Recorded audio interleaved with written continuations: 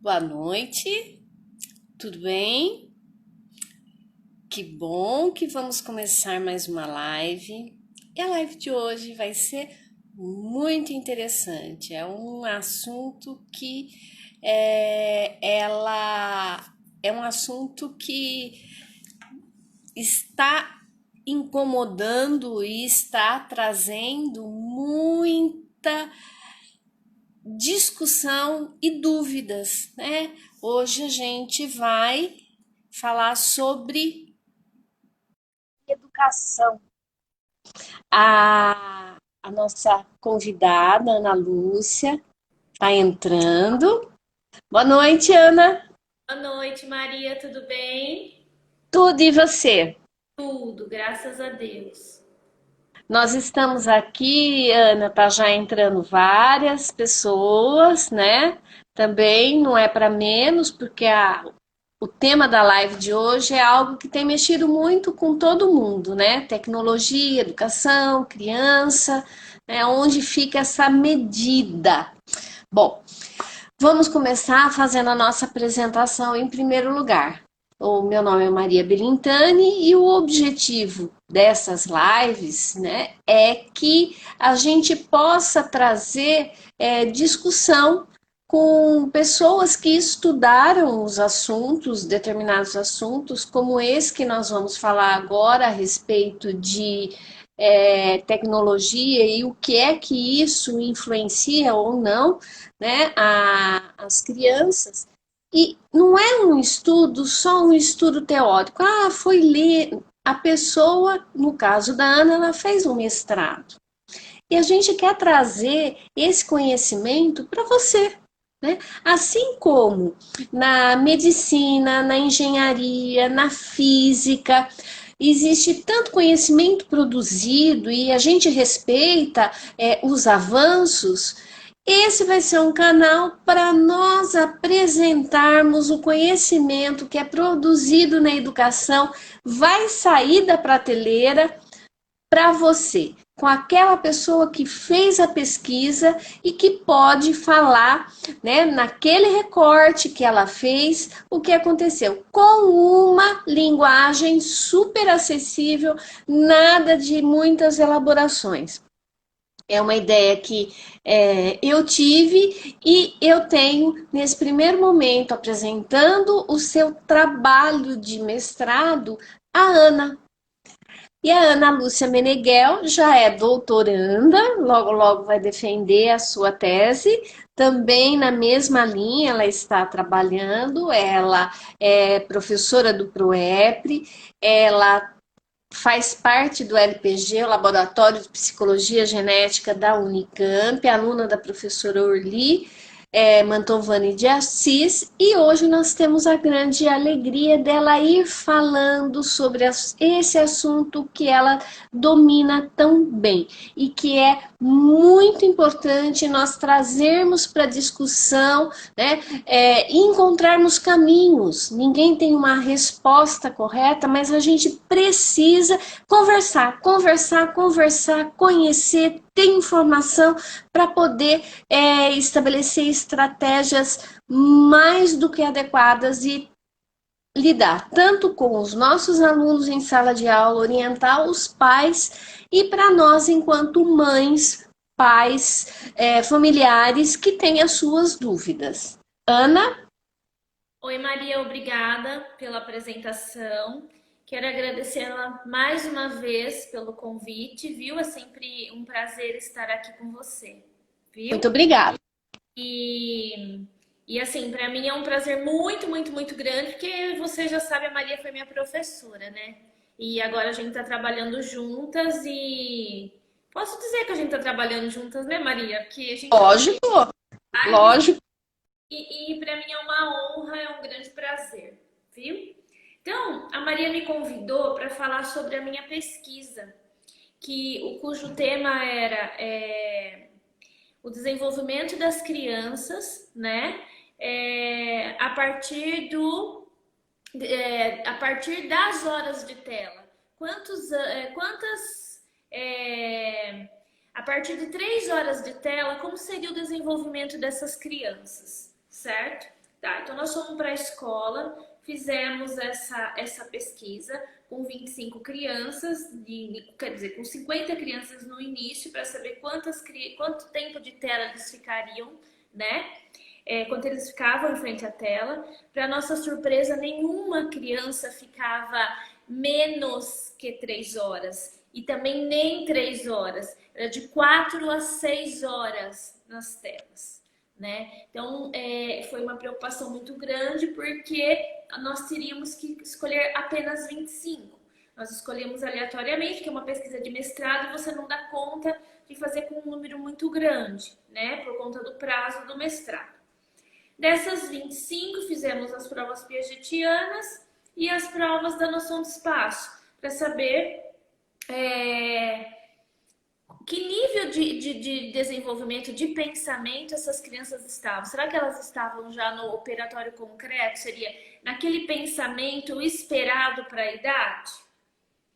Para nossa surpresa, apenas uma estava no desenvolvimento esperado. E uma criança de 12 anos, que já era para estar entrando no período formal, certo?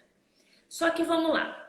Então você está me dizendo que as crianças que ficam em frente à tela têm um atraso no desenvolvimento. Podemos dizer que sim, que tem um atraso no desenvolvimento, mas isso a gente não pode trazer que só porque ela fica em frente às telas. Elas tempo, certo? Mas e o restante do tempo na escola? Cadê a escola para fazer essa solicitação do meio? Então, a gente, na pesquisa da professora Orly, não tinha telas. Lá em 1974, estava começando a TV, as crianças brincavam na rua, certo? E também houve um atraso. De 384, apenas 12 estavam no período operatório esperado para a idade. Então, tem a ver? Lógico que tem a ver. Só que as telas não é a grande vilã da história, certo? Por que não é a grande vilã? Porque eu fico um tempo em frente às telas. É lógico que eu vou falar aqui que a gente precisa tomar alguns cuidados. Mas que que as crianças ficam em frente às telas. Só que elas têm um outro período também contrário, que ela pode brincar, que ela pode interagir, que ela pode fazer outras atividades, né? Bom, o que nós achamos da minha pesquisa foi isso. Agora, se a gente relacionar com o que está acontecendo hoje, porque nessa pandemia, o que está sobrando para a gente é esse trabalho virtual. Então todas as crianças vão ter um atraso no desenvolvimento. Não, gente, não é isso. Posso só, né, porque, por exemplo, eu queria só retomar um pouquinho a respeito da questão dessas provas piagetianas e situar um pouco as pessoas que estão ouvindo. Para qualquer pesquisa, a gente tem um parâmetro. As provas piagetianas, elas nos fornecem elementos para poder minimamente compreender como que a criança está pensando a respeito de situações lógicas, né? Lógicas e infralógicas. As infralógicas, que a Ana vai falar daqui a pouco, e aliás, foi tema de uma live que nós fizemos já faz algum tempinho, né? Como acontecem essas operações infralógicas. Essas provas, não é uma prova que a criança faça escrito, não, ela é baseada no método clínico e tal, mas é importante a gente ter um instrumento que nos permita estabelecer parâmetros, né? Então, nós não queremos apresentar aqui como sendo o método adequado, né? Poderia ter sido outro método, mas a professora, a Ana, escolheu esse, porque faz parte da teoria que ela explica, né? Por isso que na universidade existem linhas de pesquisas diferenciadas, porque as pessoas pesquisam aquilo que encanta mais, que venha ao encontro daquilo que ela pensa, tem como interesse, valor, enfim. Nós não estamos aqui para julgar qualquer tipo de método, mas sim que, quando se apresenta uma pesquisa em educação, assim como na medicina, a gente passa por um processo para que isso dê credibilidade ao trabalho dela, dessa pessoa. E foi isso que a Ana fez. É porque quando a gente desenvolve uma pesquisa, você tem que partir de uma teoria. Você não pode desenvolver uma pesquisa, um achismo. Não, a partir daquela teoria, nós escolhemos a teoria piagetiana, tem outras teorias. A partir dessa teoria, nós fizemos as atividades, as provas piagetianas, ok? Então, a gente sempre diz que em cima da teoria tal, isso foi comprovado, ok? Maria, você acha interessante eu explicar um pouquinho como foi essas provas ou não? Não, não, senão não vai dar tempo, Ana. Uma hora passa muito rápido. Eu acho que é mais interessante você ir nessa linha de raciocínio mesmo, de apontar. Não estamos procurando um vilão, e sim apontando vários pontos para que a gente possa refletir o papel da escola, da família, do professor, né, nesse contexto. Exato. Então vamos lá. Então, como eu estava dizendo, a gente não pode trazer a tecnologia como a vilã da história, tá? Porque sim, essas crianças ficam muito tempo em frente às telas, ficam, porque olha, se a gente, quando eu fui fazer minha pesquisa, a gente faz várias outras pesquisas bibliográficas para compor a nossa pesquisa. Aí eu fui buscar qual seria a idade ideal para ficar em frente às telas, a idade ideal e o quanto tempo. A Academia Americana, ela traz alguns cuidados para gente, certo? E ela traz também a idade e a quantidade de horas. Por exemplo, se a gente pensar a criança de 0 a 3, ela está no puro desenvolvimento, tanto físico, né, da coordenação, sinapses, todo esse sistema cerebral está se formando, certo? Isso num ponto de vista. Se a gente trouxer para a nossa teoria piagetiana, o que essa criança está desenvolvendo? O físico, a fala, né? O pensamento. Como é que ela pode desenvolver esse pensamento, essa fala, num aparelho eletrônico de A tela? socialização, né, Ana? Tão importante para ela crescer. Exatamente, porque se a gente comparar crianças, por exemplo, uma pequena comparação, que crianças que ficam em casa de 0 a 3 e crianças que vão à creche, essa socialização que a Maria falou é completamente diferente uma criança da outra, né? Então, me assusta muito quando eu vou para algum lugar e aí vejo os pais almoçando e a criança ali no aparelho eletrônico de tela. Isso, crianças pequenas. Isso é a Academia Americana de Pediatria. Ela não indica nenhum aparelho eletrônico de tela para até 3 anos de idade. A partir dos 3 anos de idade, por exemplo, você pode uns 20 minutos, eles podem brincar, eles podem interagir. Quando a gente fala disso, a gente fala de TV também, viu? A gente fala de Isso. porque a que fica o dia todo em frente à TV, que desenvolvimento que ela tem? Porque ela tá aprendendo, ela tá imitando, mas ela não tá vivendo no mundo real, ela tá vivendo no mundo virtual, né? Então, para os pais pensarem um pouquinho, o que essa criança está socializando, né? Então, até 3 anos não é recomendado. A partir disso, uns 20 minutos, tá? Bom, a partir dos 4 aos 6 anos, 1 hora de tela é indicado, tá? Isso, academia e Pediatria Americana, certo? Mas a Academia Brasileira também de pediatria segue mais ou menos no mesmo ritmo e tem sido até mais incisiva, né, Ana? Isso mesmo.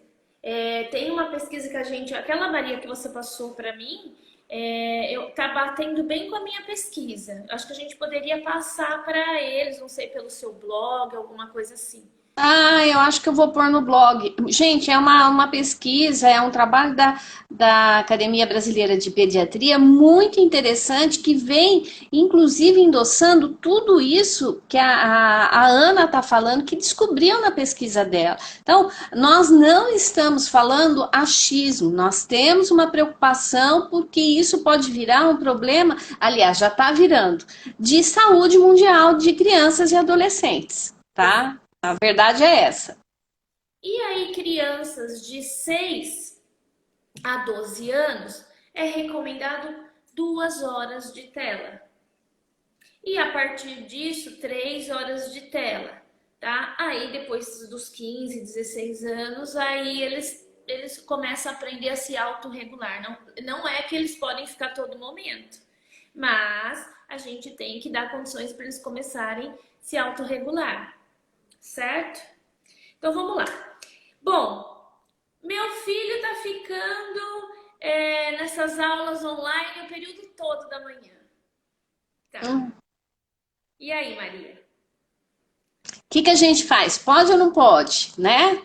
Não Mas a pode. questão não é pode ou não pode. Esse que é o problema, não é, Ana? É muito mais do que isso.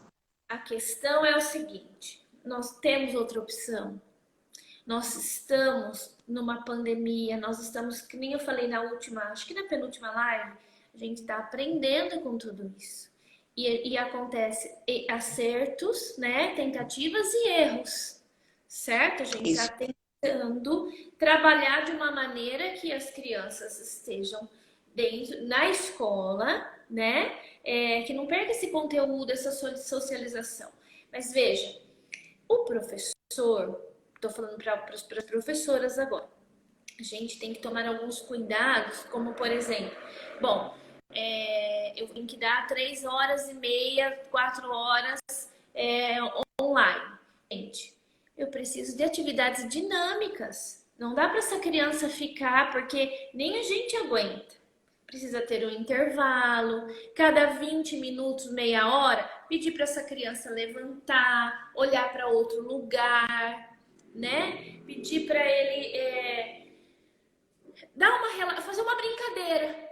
O professor pode fazer uma brincadeira com a criança para ela descontrair, para ela sair dessa frente às telas. Porque o que acontece? Se a gente pensar nesse artigo que a Maria traz, e eu posso passar um para vocês, um artigo que eu li também sobre a visão, a gente precisa piscar forte, porque se a gente ficar muito em cima assim da tela a todo momento, isso pode prejudicar a visão. Não, mas não assustem, não vai prejudicar. A gente precisa ter esses cuidados com a criança, certo? A gente pede para ela piscar, para ela olhar para lá, para ela olhar para cá, para interagir com os colegas, porque eu tenho várias alunas dando aula e elas estão preparando sim atividades para fazer, mais para fazer em grupos ali, no caderno, na folha e depois socializar na tela. Então, não é um trabalho totalmente na tela, certo, Maria? É, é, as profe... A gente vê que muitos professores estão procurando tomar esse cuidado, uma vez que estão ficando cada vez mais conscientes desse desgaste físico, né, e mental, né, que existe em relação a esse uso contínuo Aliás, não é só as crianças, né, Ana? A gente também tem que fazer isso. E também, porque a gente está trabalhando muito mais agora nas telas. Eu, por exemplo, estou ficando o dia todo, porque eu trabalho, estou fazendo um trabalho para a Univesp, estou fazendo um trabalho do ProEP, só que você prepara a aula, à noite você dá aula, então você acaba ficando o dia todo. E a gente também tem que levantar, tem que dar uma descontraída, porque senão também a gente não aguenta. Agora, imagine uma criança se a gente não tiver umas atividades diferenciadas, elas não aguentam ficar ali. Só que pelo que minhas alunas andam me contando, eles já até ali no chatzinho, eles estão conversando ali. Às vezes elas têm que chamar atenção que eles estão ali naquele chatzinho brincando, conversando. Vocês percebem como eles vão se adaptando? Eles Melhor do que vão a gente. melhor do que a gente. Então, e outra coisa, vamos pensar. Lição de casa. Lógico que a professora vai passar uma atividade de lição de casa. Evita trabalhar em frente à tela a lição de casa. Dê uma lição de casa que ele vai buscar, que ele vai pesquisar ali fora das telas. Eu sei que a gente não pode sair mais com máscara, a gente pode ir até no jardim, a gente pode ir até na calçada, alguma coisa que a gente busque, que a gente pesquise, que não seja na tela. Ou alguma atividade que não seja diretamente na tela. Para os pais, eu sei que os pais estão em casa com as crianças, muitos estão em casa. Nesse momento não tem lição de casa ou não está na aula, ao invés de ficar em frente à TV, vamos construir alguma coisa diferente? Vamos brincar de algo diferente? Então veja, eu estou em frente às telas, mas quando eu não preciso estar em frente às telas, eu estou desenvolvendo outra atividade. E quando eu desenvolvo, que nem a Maria falou, a gente vai achar esse meio termo. Quando eu fico em frente à tela um tempo, mas depois no outro período eu tenho livre, eu posso fazer outras coisas. Eu posso recuperar isso, eu posso buscar essa outra maneira de viver, essa outra maneira de construir. Quer complementar alguma coisa, Maria? Então, eu queria, não digo necessariamente complementar, né? Mas o que eu gostaria de estar destacando, Ana, é o seguinte. Que não tem como, aquilo que você falou, a questão do vilão. Não é o vilão. É quando há um desequilíbrio do tempo naquilo que você dedica, é que nós começamos a observar problemas que são realmente muito graves. E a concepção de tecnologia, de educação, das telas que sejam televisão, celular, videogame, tablet, até o relógio agora, que dá para ficar vendo um monte de coisa. A gente... Uma coisa que me preocupa muito, por exemplo, foi logo no início da pandemia uma preocupação dos pais, uma revolta, achando que diante de uma tela o professor não conseguiria dar aula. Né? Foram impactos, né, muito grandes nas escolas, na vida dos professores também. O que eu quero chamar a atenção em relação a isso? Eu acredito que quando eu fiquei, né, o pai, a mãe, ficaram sozinhos em casa e tiveram que sentar do lado do filho para acompanhar na tela, né, no computador, ele se deu conta de dois problemas. O primeiro, tinha um monte de coisa que ele não sabia fazer. Internet caía, porque a internet não era boa, né? Um monte de coisa. Tanto da escola, da professora, como da casa. Segundo, ele começou a ficar apavorado, e isso não é no nível consciente, né, Ana? Isso daí é inconsciente, porque ele teria que dar aula para o filho. Gente, foram situações pelas quais nós passamos e ainda estamos passando, na qual o pai se viu obrigado a assumir o papel do professor.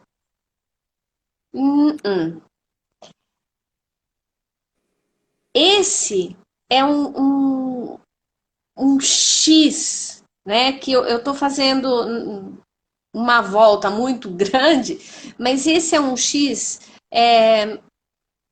que a gente precisa desmembrá-lo, porque envolve outras situações. E eu quero colocar um pouquinho mais a respeito disso.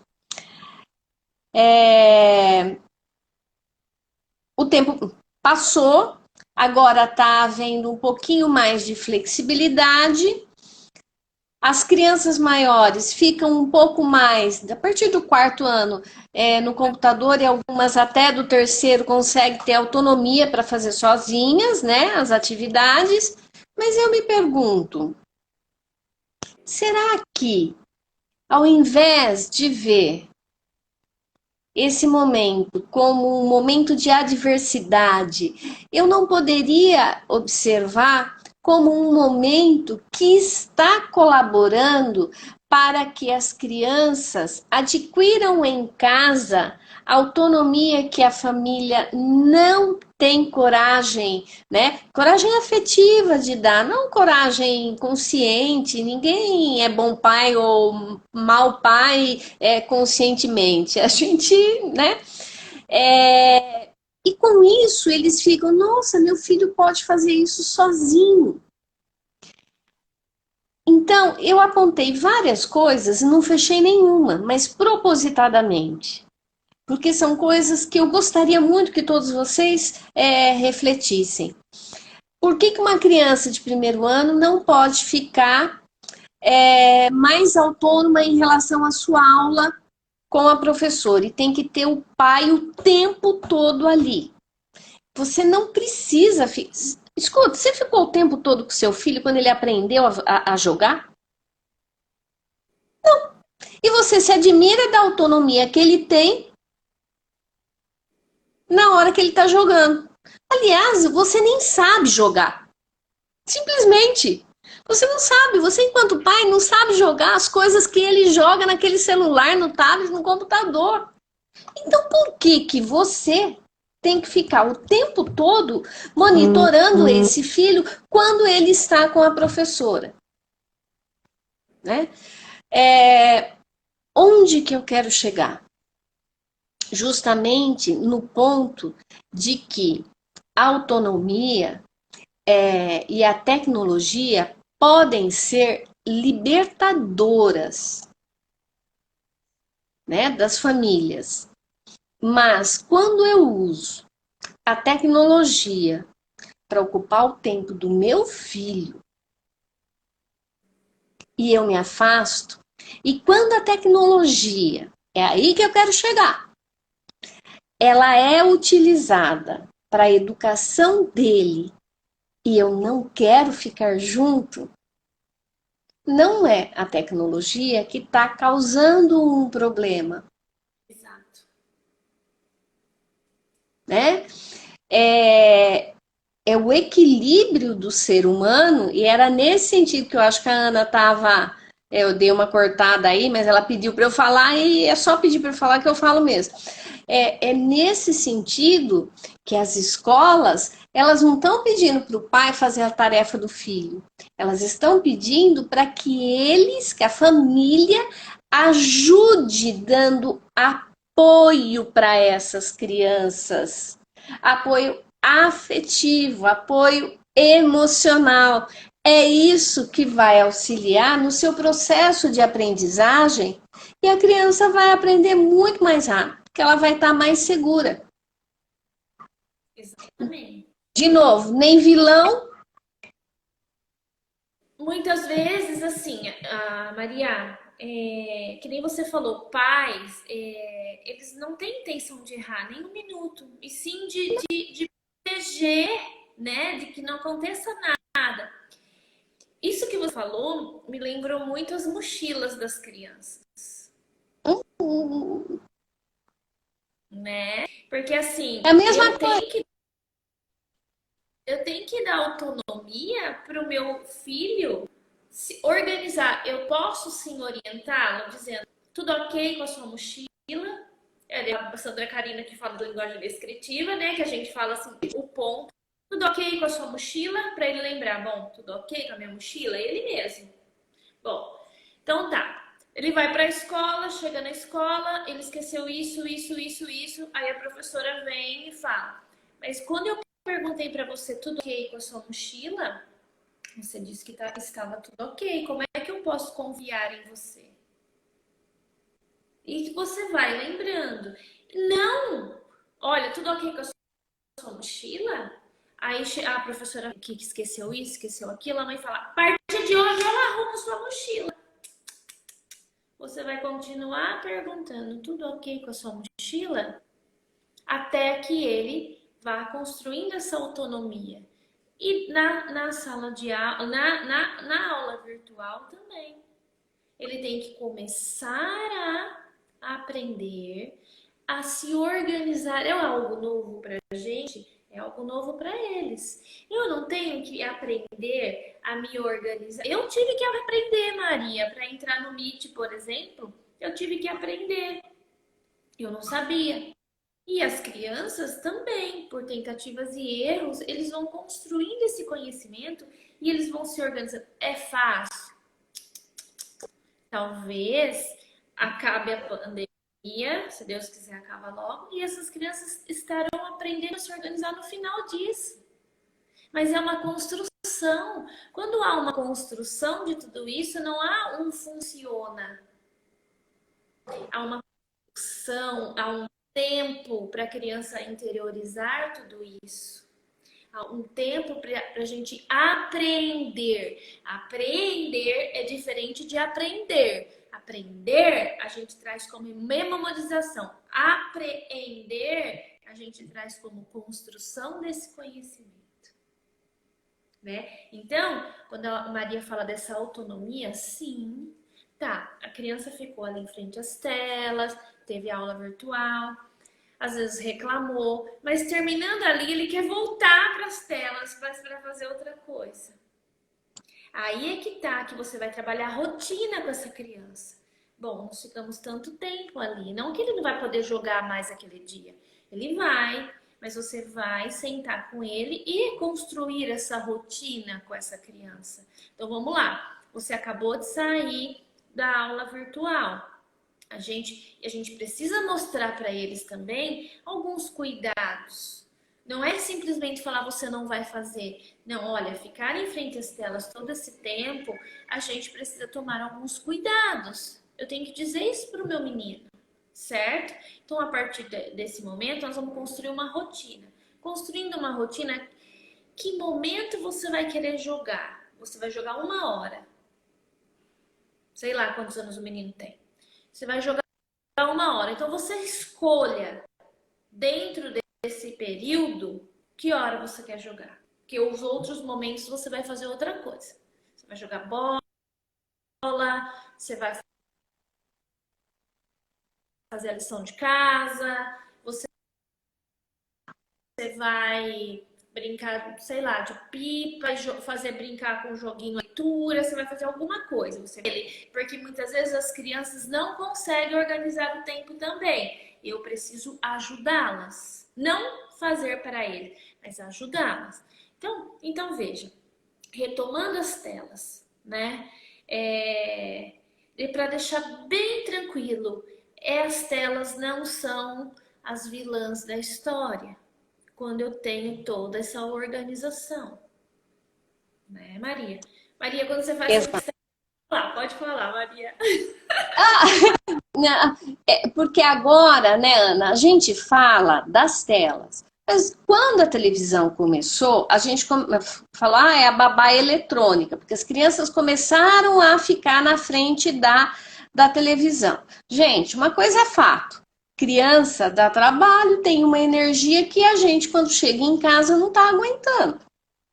Conforme a Ana foi falando a respeito da rotina, eu lembrei de uma ex-aluna minha que pediu uma ajuda. Ela falou assim, Maria, eu tenho 2 crianças, uma de 6, uma de 3, o que eu faço com essa questão da tela, né?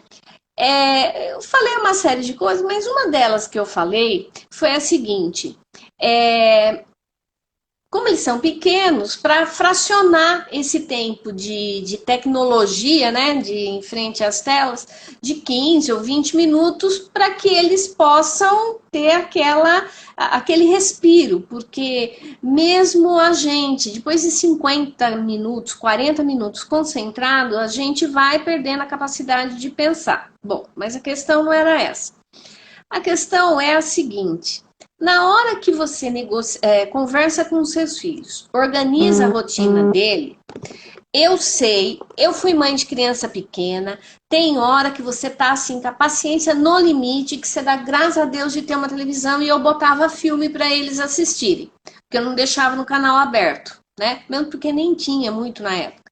Enfim, só que dá para você observar a sua rotina para ela combinar com aqueles momentos que a criança também vai ficar na tela e não fazer o tempo todo dessa tela desculpa para você dar conta do serviço, porque se desorganizou e aí a criança vai ficando realmente quieta ali.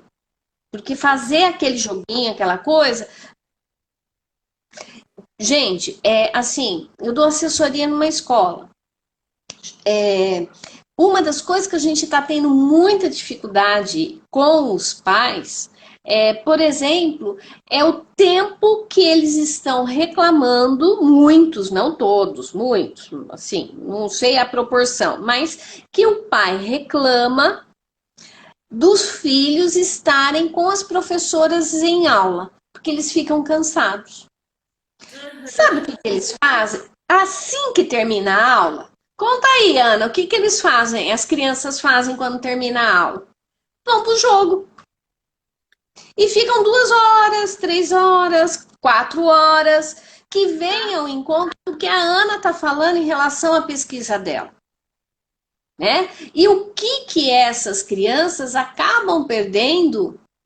Por que elas têm esse atraso? Não um atraso de desenvolvimento cognitivo, elas vão ficar menos inteligentes. Não é isso. Acho que seria legal você retomar isso, porque você tem uma explicação muito legal sobre isso, viu, Ana? Porque quando a gente pensa em construção da inteligência, vamos lá. A criança nasce, ela nasce com condições de ser inteligente, segundo a teoria que a gente desenvolve a nossa pesquisa, certo? E essa inteligência, ela vai ser construída. Então, ela é sensório-motora, que vai de 0 a 2 anos e meio, mais ou menos 3 anos, dependendo dessa solicitação. A inteligência pré-operatória, que é aquela intuitiva, que seria a educação infantil, né? Naquele período da educação infantil. O período operatório concreto, que seria o fundamental, ensino fundamental, e o formal, que seria o ensino médio, fundamental 2 e médio. Quando a gente diz isso, a gente está falando de uma construção da inteligência, certo? Essa construção da inteligência, quando falta a solicitação do meio, ao invés da criança estar, por exemplo, no período operatório concreto de 8 a 12 anos, acontece um atraso. Ela está ainda pré-operatória. Não é um desenvolvimento necessidades, que a criança tem necessidades biológicas, que a criança tem necessidades especiais, um comprometimento biológico. Não é isso. Ela tem todas as estruturas. Ana, peraí. Ela tem todas as suas estruturas, aí ficou mudo. Ana, você tá me ouvindo? As estruturas. Ela tem isso. Estão me ouvindo? Estão? Tá. Então, ela tem todas... Porque assim, quando o Piaget fala de estruturas, ele fala de 3 tipos de estruturas. As totalmente formadas, que a criança nasce, que são os órgãos, né? Pré-formados, que seriam os neurônios e as sinapses. E a nada formada, que seria a inteligência. Então, veja, ele tem tudo isso já formado, ele tem tudo isso biologicamente pronto, certo? Só que essas crianças, por conta dessa solicitação do meio de não brincar, de não ter o meio físico e social, Não tem certo? relação social. Há um comprometimento, certo? Um comprometimento, assim, ele nunca mais, Ana, vai chegar no operatório concreto, ele vai, dependendo dessa solicitação do meio que a escola traz, que em casa o pai pode trabalhar com isso, atividades que ele tem, de físico e social, ele vai recuperar. Ele vai chegar no formal, ok? Então, não é nenhum comprometimento físico, é a Nem falta cognitivo. bem cognitivo, é a falta de solicitação do meio, tá? Então, veja, outra coisa, a minha pesquisa do doutorado fala isso. A era virtual está chegando. Chegou, bateu na porta. A gente não pode fugir disso. Porque, Verdade. aquela pesquisadora da Unicamp falou assim, que se ficar muito em frente às telas, olha, o jornalista falava isso para mim quando faziam as entrevistas da minha pesquisa. Então ficou muito em frente às telas, você não vai mais ser inteligente, olha só. Não vai mais Mas desenvolver. não, não é isso. Não, gente, a era virtual está aí. Eu não vou ficar. Meus alunos estão na minha frente. Eu, professor. Então eu tenho que acompanhar. E eu vou dizer a fala que a Maria começou. Eu tenho que fazer esse balanço. Eu tenho que fazer essa. Como é que você usou, Maria? Esse meio termo. Foi isso? Essa palavra que você usou? Acho que foi. E físico. Nem ali. Nem tudo virtual, nem tudo físico. Porque eu também preciso desse virtual. Gente, tudo é virtual hoje. Você vai pagar um boleto? É virtual. Você vai fazer uma leitura? Muitas vezes é virtual. Só que eu tenho que saber que eu não posso ficar só no virtual. Aí é que tá a autorregulação dos pais, dos professores e das crianças. Aí é que a gente tem que. Ai, desculpa. Pode falar. Não, pode falar. Aí é que a gente vê a questão do problema da tecnologia. Não é na facilidade. A facilidade a gente está vendo. Mas a facilidade, a dificuldade que a criança passa a ter de se relacionar com o outro, de ser cooperativo, solidário, resolver os conflitos. Ele pegou lá. Coisa simples, que até o 9º ano continua tendo. É o apontador, é o lápis, é o chaveiro, não interessa. Isso mostra o quê? Que as relações sociais, elas vão tendo algum problema nesse excesso de atividade a partir das telas, porque elas são... mas eu jogo em grupo. Eu tô cansada de ver garoto de 10, 12 anos, 13, às vezes até mais, que perdeu o jogo, aquela equipe, eles brigam, ele desliga e não resolve. Eu não quero mais saber dele. Mas, gente, quando na vida? Então não vai ter casamento que vai durar, não vai ter relacionamento.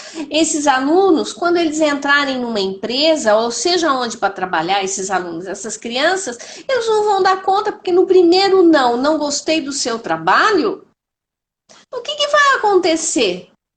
Então, a gente está falando dessa tecnologia e tentando fazer um alinhavo no sentido prático da vida desses adolescentes, dessas crianças, desses jovens e das dificuldades para enfrentar, para se relacionarem e resolverem conflitos. Eles vão resolver conflito na briga, no tiro, na violência. Eu quero um paz para o meu filho. Exatamente. E muitas vezes eu resolvo assim, tiro você da minha rede social, tá? É assim que eu resolvo. E não é assim, né? Aqui tem uma pessoa, eu não sei o nome porque a gente não consegue ver direitinho o nome da pessoa, mas é bem colocado. Ela diz, a BNCC traz como instrumento. E é isso que a gente tem que usar a tecnologia, tem que trazer a nosso favor como instrumento de como isso pode ajudar os meus alunos, como isso pode me ajudar na vida. E ver como é que está equivocado esse uso, né? E esse acesso à tecnologia, porque agora a gente vê algumas crianças jovens indo lá em cima, num determinado lugar do bairro que ele mora, para pegar o sinal de internet e poder fazer a sua lição. O menininho viu aí, um garoto de 7º ano, que fica o dia inteiro na frente do açougue para ele poder usar a internet do açougue. Então, a tecnologia mostra o quê? Olha a importância dela para a gente poder se comunicar, se relacionar, para aprender. Para aprender, gente. A internet hoje é como a energia elétrica. Todos terão que ter essa internet. Né? Exato. Não tem como, não. Todos terão que ter essa internet. E assim, trazer a nosso favor, sim. Me fugiu, ia falar alguma coisa, não. Vai falando, eu vou lembrando. Tá bom. Aí a gente traz para a nossa discussão, de novo, olha como é importante a tecnologia para a educação. Eu vi uma situação em sala de aula que eu fiquei encantada. 4º aninho, crianças de 9 anos. Então, estava lá a professora conversando a respeito de história do Brasil, eu não me lembro do termo, mas ela citou um termo, ela falou assim, uma situação, a menina na sala já pesquisou na internet e falou, gente, quem que entendeu o que era equilíbrio de não sei o quê? Não me lembro o conceito. Olha, eu pesquisei aqui na internet e eu vi isso, isso, isso e isso. A professora tranquilamente falou assim, eu não tinha percebido que vocês não tinham entendido.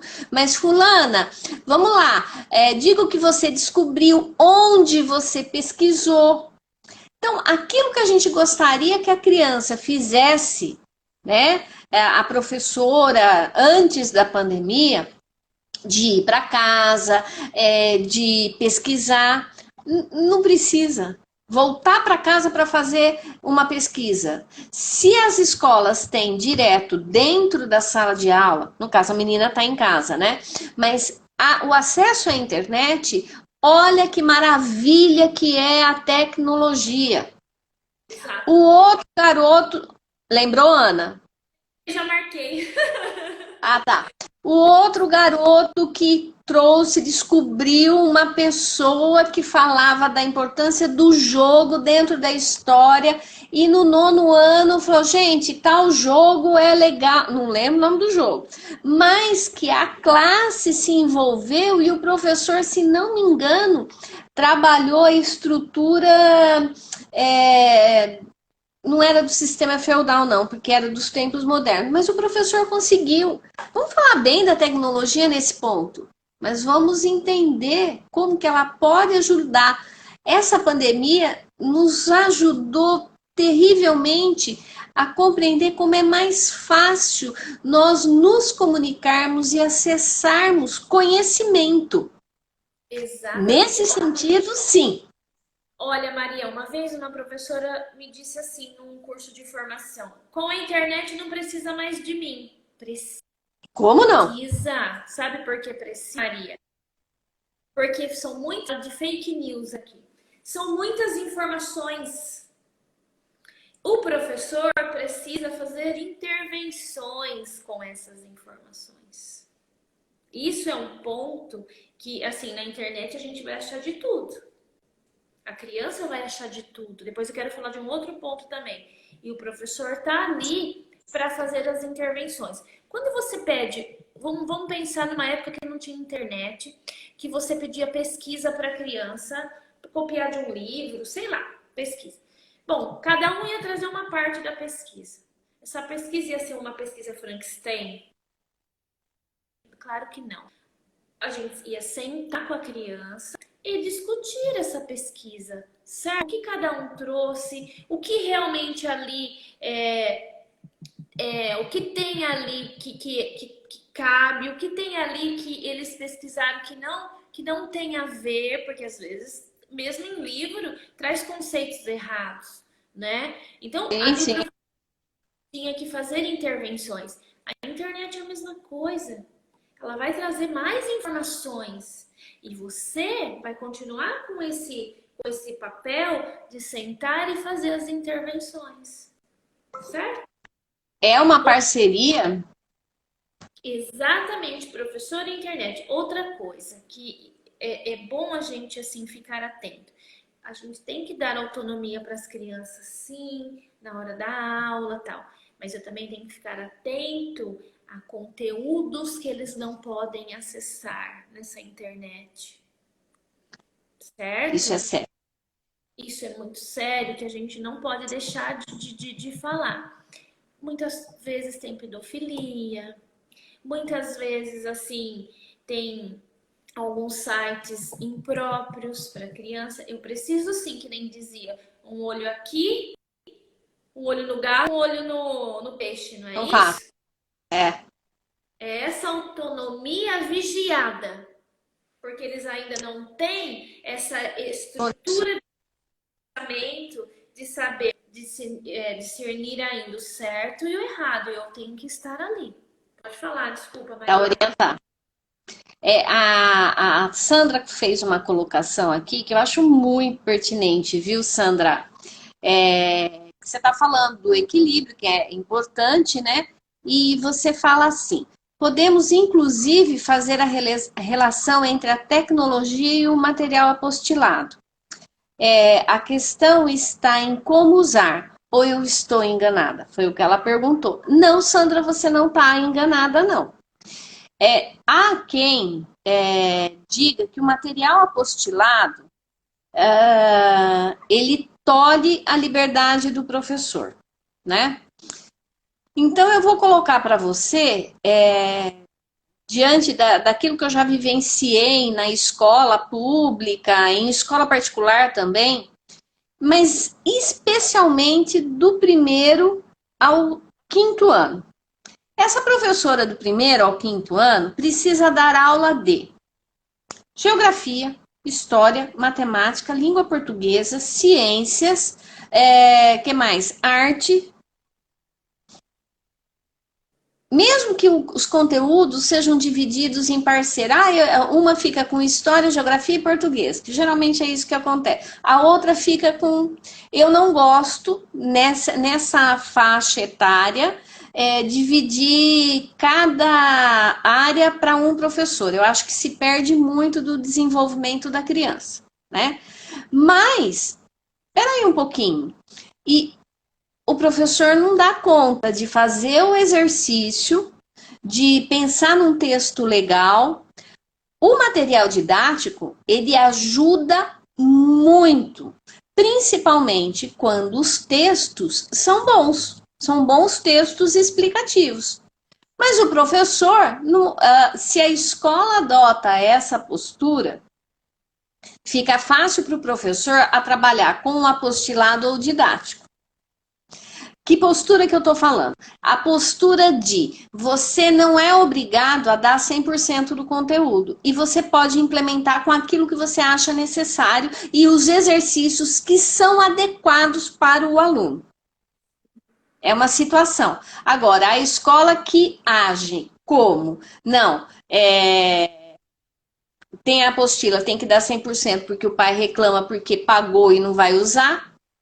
Então eu estou trocando conteúdo por conteúdo e não por desenvolvimento do aluno. A relação da tecnologia é a mesma. A tecnologia ela pode ser uma parceira. Se eu uso a tecnologia para pôr meu filho para assistir jogo, porque eu preciso, para fazer joguinho, ficar jogando, porque eu preciso resolver as pendências do dia a dia, do cotidiano na minha casa, aí também não é possível. né? São coisas que não caminham, não se equilibram e provoca realmente doenças. Doença na família, porque se afasta das crianças, doença nas crianças que ficam inseguras, tem uma etapa da vida delas queimada, né? De relações construídas, de amizades de infância, de adolescência. Que coisa mais gostosa do que lembrar do amigo da adolescência? E das artes que se fez,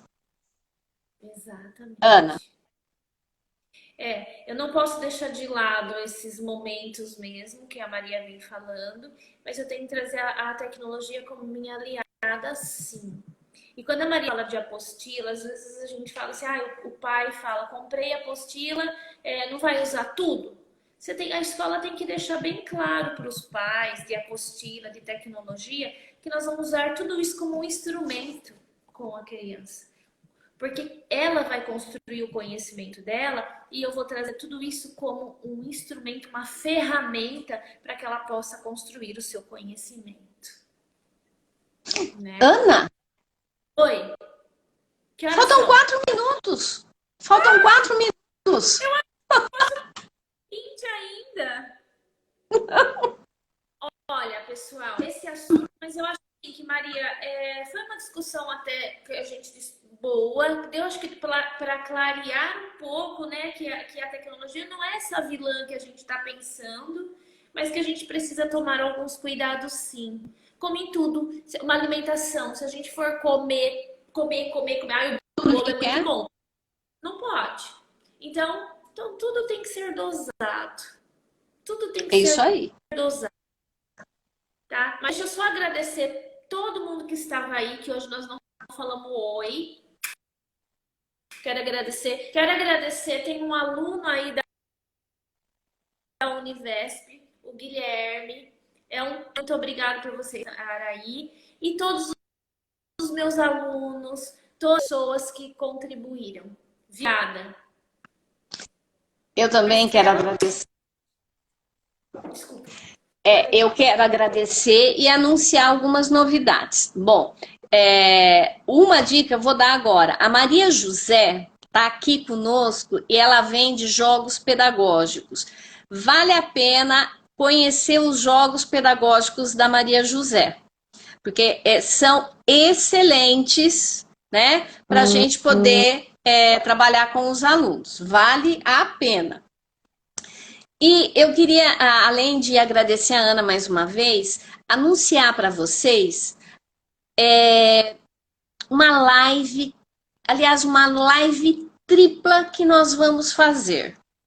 Nós vamos inovar nas lives. A gente vai dar um mini curso sobre como melhorar a sua relação e comunicação com a criança. Serão 3 lives com 3 profissionais maravilhosos e elas porque como os temas estão relacionados, vale a pena você fazer. Aguarde. Logo, logo informação. Fiquem com Deus. Até a próxima. Eu vou passar o contato da Maria José para vocês. Eu vou colocar lá no meu blog, tá bom? Tchauzinho.